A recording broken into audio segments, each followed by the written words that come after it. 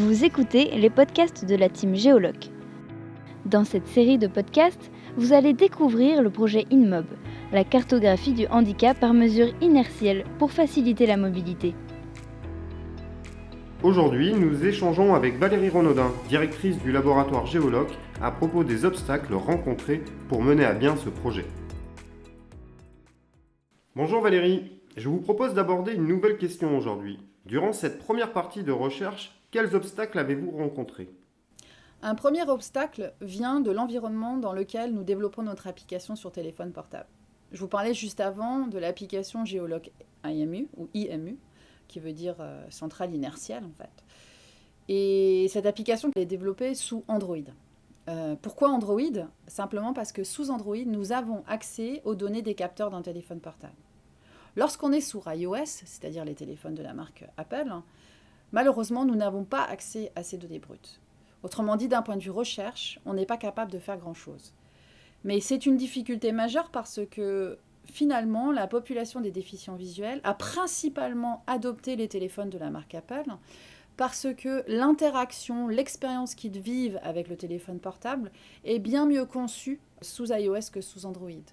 Donc une difficulté, c'est finalement de développer des travaux de recherche jusqu'au transfert, on va dire, vers une application de téléphone portable, mais finalement sous Android, alors que les personnes qui participent ou qui pourront le mieux bénéficier de ces travaux de recherche sont principalement sous iOS. Une seconde difficulté, elle est finalement autour du recrutement de personnel de recherche en intelligence artificielle. L'intelligence artificielle et l'embarqué, on va dire les smartphones, les montres connectées, enfin tous ces objets qui nous aident à mieux vivre peut-être demain d'un point de vue santé, mais à mieux nous déplacer, sont des sujets qui sont très attractifs pour l'industrie. Nous sommes régulièrement en échange avec des personnels du monde des GAFA, donc que ce soit de Google, de Apple, de Honor ou bien de Huawei. Et dans la pratique, tous ces gens-là recherchent des personnes de haute compétence et qualifiées sur les thématiques de l'intelligence embarquée. La conséquence, c'est qu'on souffre d'un manque d'attractivité dans notre capacité à recruter du personnel en intelligence artificielle, ou bien simplement, lorsque nous avons formé quelqu'un de compétent sur ces thématiques-là, il va vite partir ailleurs et c'est difficile de capitaliser. Sur ce sujet-là, on en est au 4e recrutement pour des mêmes compétences dans le cadre du projet, et ça, c'est pas facile à gérer. En termes de Covid, puisqu'on a été impacté au début du projet par le Covid, l'impact principal, puisque c'était la fin de la vague, c'est finalement d'avoir retardé le lancement des expérimentations et la capacité à aller rencontrer en présentiel des gens. Aujourd'hui, tout ça est loin derrière nous, mais mine de rien, ça a un impact sur un planning de projet, sur une réalisation globale. Notre partenaire dans le cadre du LabCob InMob, ou de ce projet, c'est Okinea. Et la société Okinea, ou sa filiale Okinea Digital, est basée à Lyon. Donc la distance géographique qui nous sépare, celle entre la ville de Lyon et la ville de Nantes, finalement est aussi une difficulté complémentaire, parce que si on pouvait se croiser autour d'un café ou à la cantine, certainement que les choses seraient plus simples.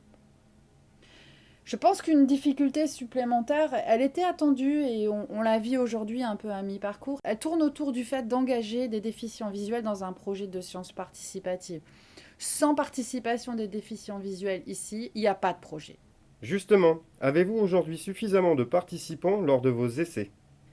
Alors, on a déjà un nombre intéressant de participants, mais ce nombre-là est, on va dire, assez insuffisant, notamment parce que ce serait intéressant d'avoir une plus grande diversité de profils, que ce soit en termes d'âge, en termes de genre, mais aussi en termes de type de handicap.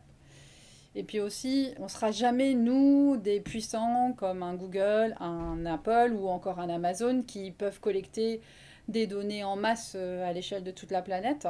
Par contre, on a quand même une certaine exigence sur le nombre de données auxquelles on doit avoir accès. Et donc aujourd'hui, on a besoin de plus de personnes pour pouvoir enrichir les données collectées et nos bases de données de travail. Nous observons les déplacements, nous observons les signaux qui sont enregistrés par ces personnes qui participent aux essais. Si nous n'avons pas cette matière première à manger, à digérer, nous n'avons pas de recherche. Et l'implication qu'on demande, c'est une implication en long terme. On parle d'un projet de 5 ans.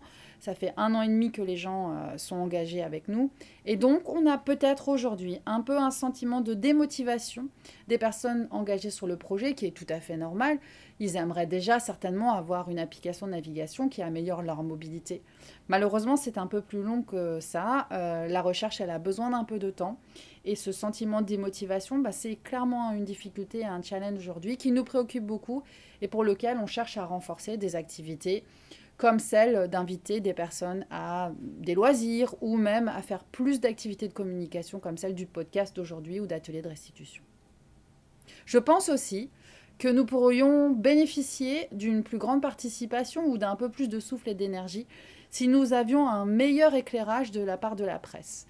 Bénéficier d'un éclairage de presse plus important, c'est aussi accroître l'engouement auprès des diffusions visuelles et aussi auprès du grand public.